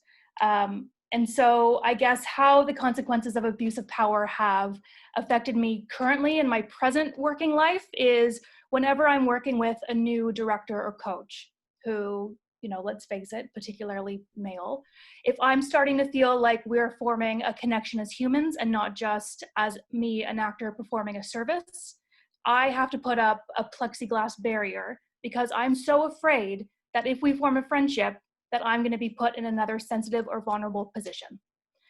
And it really, I don't know, for lack of a better term, it fucking sucks. Because quite frankly, I should be going through my career with freedom and a sense of play, and I shouldn't have to worry that somebody's going to come on to me and I'm going to be put in an awkward position of, will this fuck up my career or not? Thanks, Grace. Laura. I think another important thing to mention about grooming is that it starts with a friendship. So it's very easy to think that you are being taken advantage of when you have formed that connection with that person. It's very innocent at first. You latch on to that innocence because you just got a new friend and you don't want to lose that friend. Are we dumb? No, we're not. Once sexual language came into play, we knew something was wrong. But instead of acknowledging it or challenging it, we weren't old enough to understand what was happening. It's only now that I found the words to best represent how I feel about that. It's difficult to look out for kind of like predatory behavior when a predator will do things to further build that trust.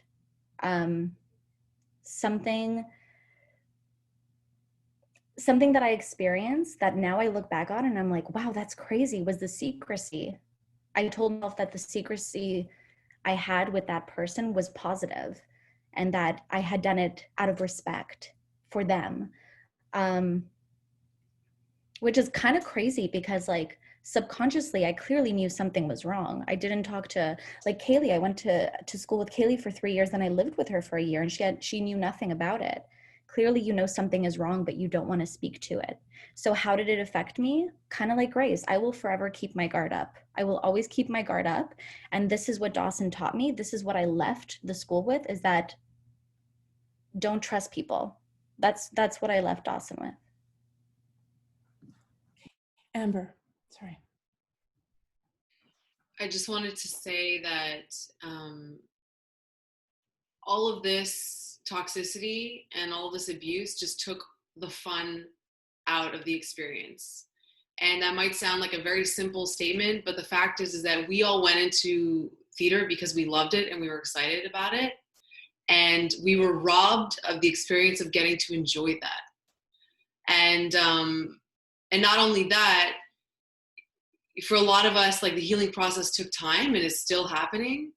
And living with that sense of fear made it really hard to like tap into doing deep work, because you need to like, to get into that flow state, you need to trust yourself and you need to be able to trust others. Like Grace was talking about, being able to, you know, you develop a connection with a co-star or with your director, and you're like, oh, I'm safe. And you can go deep into the work and you can tap into this flow state and you can create and surprise yourself. But when you're always in this like fight, flight, freeze because you didn't feel safe, like it took me a couple years out of school to get out of that. And then I found myself just being really angry.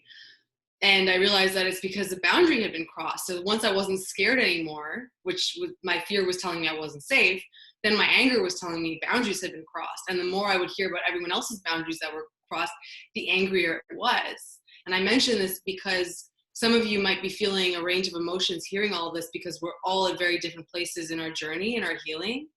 And I realized that anger can be a very positive emotion because it gets you to take action. It was because I was angry that I channeled that energy into speaking up, into mobilizing the community. And once I felt that I had the support of this incredible team of people who were backing me up and that we were supporting each other, I realized that then I could start to like forgive and take a step back and have empathy and compassion for like the bigger picture. But I needed to acknowledge that that wrong had happened. I needed to go through that range of emotions to kind of mourn those lost years. Like I felt like years of my life had been robbed, because I was like, as I said, I came into theater school so excited and so curious and just so ready to grow and have fun. And then to have that taken away from me, and then to go out into the real world and just be scared all the time. I was just like, everything was scary because I didn't know that boundaries were a thing and that I was allowed to assert them. So I just want to acknowledge that for everyone, that wherever you are in your journey, it's so valid and you're not alone.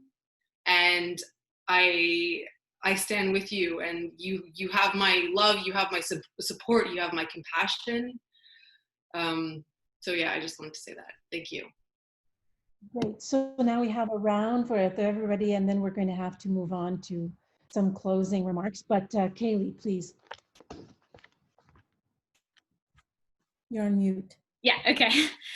We're talking a lot about how our personal lives are affected. And I just wanted to touch on this. Like, you're hearing about us lose our ability to set boundaries. You're hearing about us have no way of advocating for ourselves, of being groomed, and then being sent out into the real world, right? This doesn't end when we graduate or we leave Dawson. This follows you into romantic relationships, friendships, your work. One thing that I didn't mention earlier in the conversation that I had with Mara, why we got into talking about Dawson was because we were discussing a play she was writing, and we were talking about how much we both hated theater and how it was something that we loved. And this experience made us hate it, afraid of it. It triggered us. It made us hate our bodies. It made us just, it feels so wrong to be in this world because of this experience. And I just wanted to highlight a little bit that there are very real post-education consequences for this. I know that, I mean, Shannon had mentioned, like, you'll work all night as a bartender and then you'll do a 16-hour day. Like, I did that for years, and I had to set a New Year's resolution to say no to doing like 16-hour days. I was like, if I do anything this year, it's to make sure that I'm not exhausted, and that I know how to say no to something, and that I don't hate myself for saying no, because I've only been taught how to say yes. And if I advocate for myself, I'm a bad person and a bad artist. And I'm still learning that. And I'm still learning how to set boundaries, and I'm still not very good at it. And so I want, a lot of people watching, I've been really vocal throughout this, and I just want to make sure that I stay really authentic and real into where I'm processing this. And I'm still not good at this. So we're all just doing our best. None of us have it figured out, and we're still like very much on this journey, just trying to figure out how to heal. Thanks, Kayleigh. Gabriela. Yeah. Speaking to like the sort of like not being able to set boundaries part of this, my response to the things that were going on and to like, and just after graduating was to shut down the side of myself that used to want to tell people about myself. Shut down the person who would like think about something good to say and then speak. I'm a lot more guarded, and particularly I'm a lot more guarded in professional situations. Like I would say anybody here who knows me like knows I like to talk a lot. Some of the people watching this webinar probably do, but for a long time the thing that I found really hard was that that's not who I was in professional situations. I left Dawson and all I could think to myself, especially after going through, my last play was with Winston Sutton, and I was in a lead role, and it was quite scarring. I just remember thinking I never wanted to give up that kind of control ever again, not to anyone. I never wanted to be a position where a director had that kind of control or collateral in my life. I don't think that it's the only reason why I went into stage managing and administration. I'm a control freak, like that's just the way it is. But yeah, like at that point, that was my only experience of actually being directed by somebody who was a professional. Professional being relative because a lot of our profs at the time had not been in the industry for a very long time. And I just remember telling myself, never again. Ever. I got very, very good critiques on my last show. And I could not stop crying for an hour after curtain call every single night. And I never wanted to do that again. At least I had the presence of mind to know that it wasn't sustainable for me as a person. Like that's the credit I'll give my 21-year-old self. Thanks, Gabriela. Shannon. In terms of lasting effects, like I will recognize that I'm in the anger stage.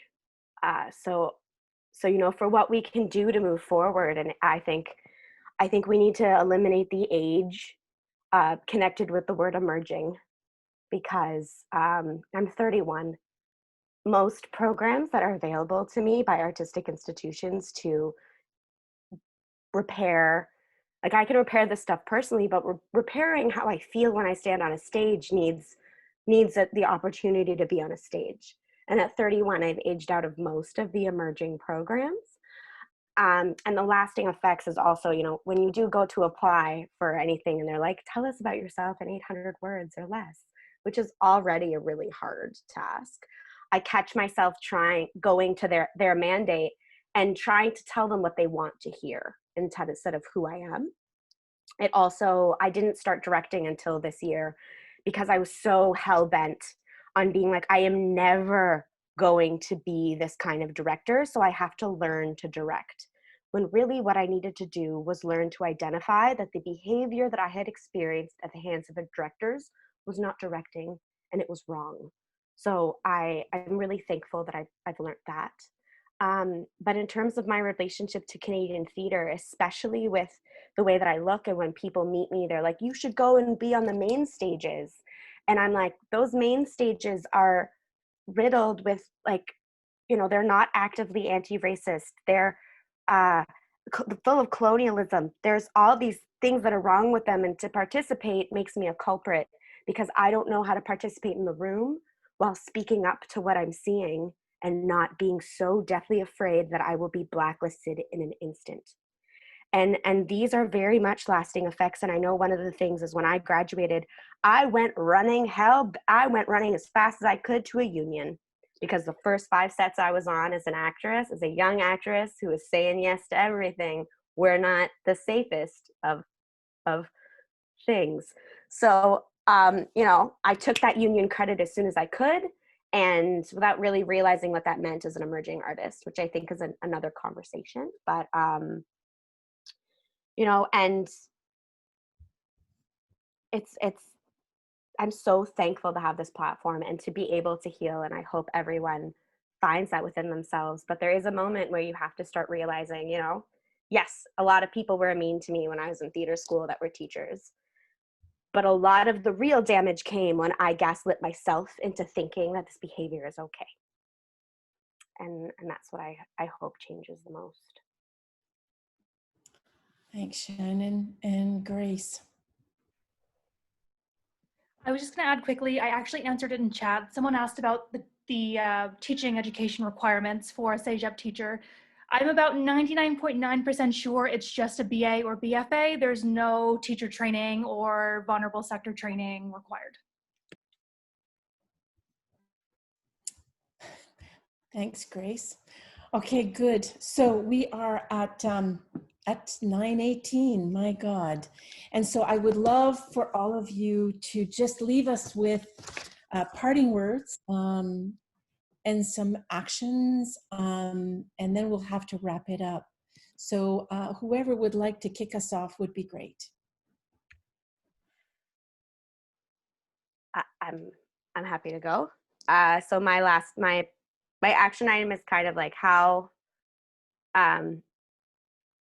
do we moderate our moderators, right? Like we've spoken about the chair and how unfortunate that was. And we've heard a lot of abuse of power, and like, you know, the best way to not be whispered about is to run the whisper network. So how do I will always have blind spots, and I one day hope to be an AD or be an executive producer or be a showrunner, and how do I moderate myself when I hold that power? And as a community, I hope that we build one where, you know, when you have a blind spot and a mistake is made, it's not cancel culture, but there is a way of moderating to make sure that one person is allowed to be human, but that they're still being watched together as a community. And I don't know the answer to that. And I'm hoping that this conversation, as well as like the many to come after this and this entire movement that's happened in the last 3 years, helps us answer that of like, how do we moderate our moderators? Yeah. I want to say that we've spoken to a very specific experience, a really personal experience, but we've not spoken to the homophobia, the transphobia, the racism, the classism, et cetera, also experienced in this program. And that was very real. And yeah, it goes so far beyond this conversation, and that needs to be acknowledged. The thing that I want to leave this with, like an action item, really goes back to when I was trying to, I guess, rally the troops and give out calls to action. Change takes bravery. Change takes getting loud. Change takes doing the thing that's a little bit uncomfortable. And I want to challenge all of the theater companies that maybe dug their heels in to supporting us and supporting us publicly because, you know, it was uncomfortable, or maybe it went against what your lawyers were saying, or it was a hard thing to do and you needed to speak to your board. If you need to speak to your board to support advocating for emerging artists and minors, you need to rethink all of that. So I want to leave it with, like, what are your actual values? What are the grants you're writing? I know that in our industry, we really love to talk about how inclusive we are and all of these amazing things that we're doing, but what are you really doing? And who are you really supporting? And who are you really uplifting? And I may have just, you know, blacklisted myself, but I really, really hope that you go and re-examine yourselves and ask yourselves, if you did question supporting this, why? So yeah, go look at your board and go look at yourselves, and also talk to QDF, because I'm gonna plug their really great From the Top initiative. I'll go next. Two quick things. Firstly, I know this might not be a very popular answer. I'm someone who's created budgets and has funded shows and short films on my own credit card. But having a small amount of your budget set aside in case a complaint comes to you, you know, where you put your money really does show where your values stand. So having a small amount of money in case if you're producing a show, having a small amount of money put aside in case a complaint comes, you know, for counseling or something, intimacy, coordination, personally, I think is important for companies to try and find a way to accommodate. Secondly, the thing that I would hope to leave people with is, if you ever see somebody post on social media, something similar to what we've been speaking about today or what we brought up in the fall, to sort of approach it with a lens of understanding and knowing that if you're seeing it on social media, it is a last resort.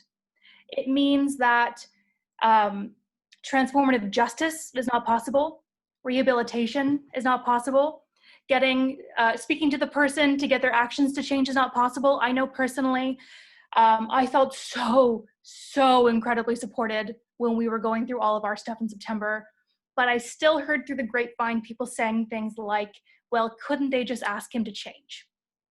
So just know that if you're seeing it on social media, it means that it has already been brought to whoever the highest power structure in the organization is, and it has failed. Something has seriously failed in the system if you are seeing it on social media. Social media is really hard. I will say, just from, I've made myself really public. You don't have time to process it. You're really just putting it out there because it's out of sheer desperation at that point. And that's where it's coming from. So yeah, just come from, like, it's not an attention seeking thing. It's truly a really horrible, damaging experience. The media is, sorry, but really awful to deal with. Putting your trauma out there day after day after day is really difficult. And no one putting this out there is having a good time or like seeking something positive from this. It's because there's nowhere else left to go. So also, we ask that you shift your understanding. That's my piece. Yeah, speaking to what Kayleigh and Grace were saying, my action item is a little similar. I really hope that the people watching this and the people who've been following this story all this time learn from this that you should just not dismiss. You shouldn't be dismissing somebody whose experience varies from your own.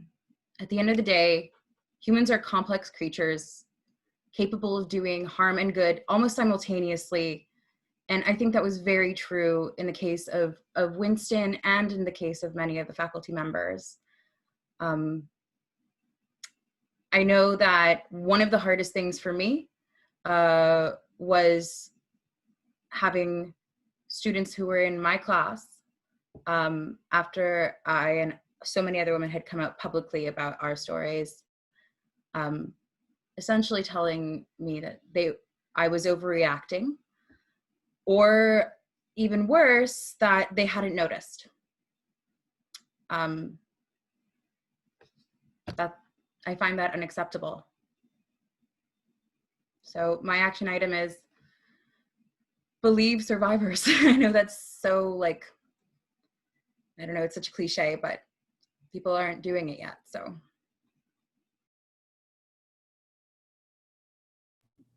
Hi. Honestly, yes to everything that has been said. I think a question that I want to put out there is, how did this chat make you feel if you're watching this? How did it make you feel, and what would you like to see changed? Not so much an action plan, but really I just have to right now say thank you to all these beautiful women on this panel. Literally, this was so, like, this sisterhood and just the support was so important. And thank you so much, Imago and Micheline, for really creating this space for us and allowing us to speak to it. That's what I really wanted to say.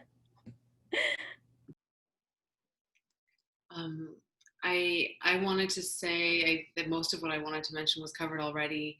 For the intimacy training that Grace brought up that should be incorporated, Stephanie Breton has already been bringing her curriculum to Bishop's University, and she has a great curriculum in place that can be applied to faculty and to students alike. So I think that should be mandatory across the board. I think that Dawson obviously needs to be getting feedback from us and from alumni, and not from alumni when they're graduating, but from alumni years later when they've had time to process everything. And they need to be getting feedback from the community. I mentioned theater companies before, but not just theater companies, because the reality is to make a living as an actor, you know, we're also doing film, TV, video games. So get feedback about how you can be putting out actors that are prepared for the industry. And this was something that you had actually suggested, Micheline, in one of our meetings, but have a mission statement about the kind of actor that you want to put out.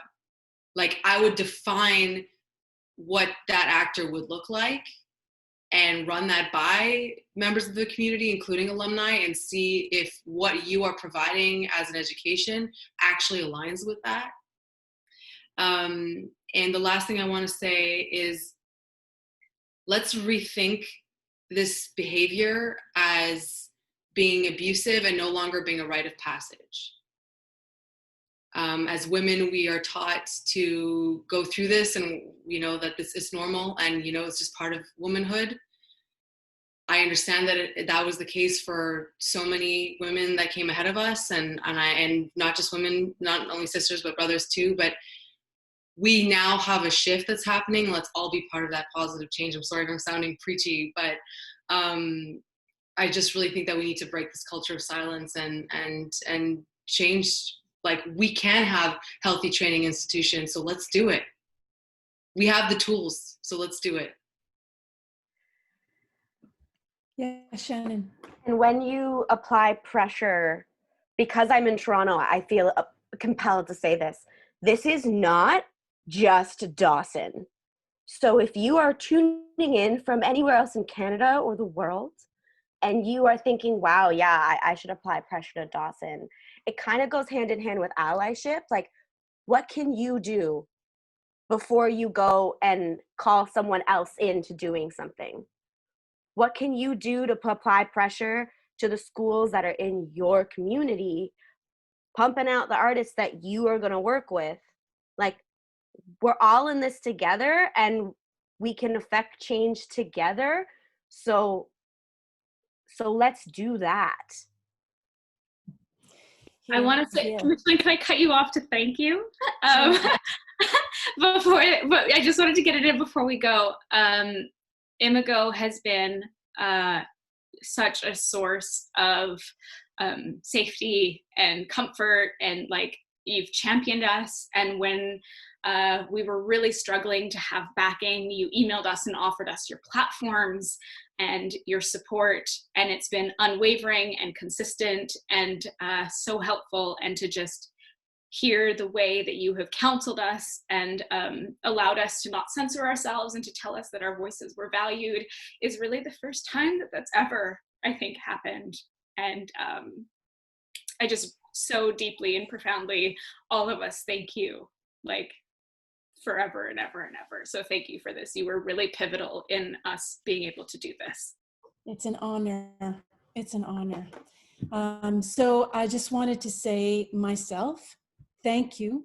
I know that I probably speak for everybody. I'm just going to make that crazy assumption that everybody listening right now is probably as moved and as inspired by your bravery and your incredible eloquence and clarity and sense of leadership in a conversation that has been brewing too much behind closed doors or in bars or not in the right places. Let me just say that.